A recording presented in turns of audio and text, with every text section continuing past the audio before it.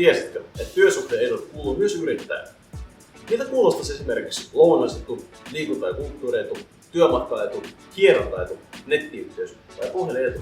Etuuksien hyödyntäminen on lähes aina verotuksen kannalta tehokkaampaa kuin varojen nostaminen palkkaan tai osinkona ja hyödykkeiden hankkiminen sen jälkikäteen yksityishenkilölle.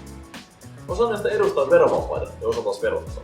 Verovapaat edut sä voit hyödyntää yrityksessä helposti ja niistä tarvitsee ilmoittaa ainoastaan omat kirjanpitoja. Näitä on esimerkiksi liikunta- ja kulttuurietu, hierontaetu ja nettiyhteyskonto. Verottavat edut sitten puolestaan tulee ilmoittaa verorekisterin palkanmaksun yhteydessä, sillä nämä edut nostaa edunsaajan ansiotuloa määrää. Näitä on esimerkiksi lounasetu, autoetu ja puhelinetu. Yleisesti suosituimmat työsuhteen-edut on lounasetu ja kulttuurietu. Nämä saa helposti käyttää palveluntarjoajan avulla, joita löytyy Suomesta usein, esimerkiksi EasyBreak, EasyBreak ja Evassa. Käy vilkaisemassa meidän blogipostaus etuuksista, jos me poljetaan muutamat nuosuhtien hyväksi toteama vinkki.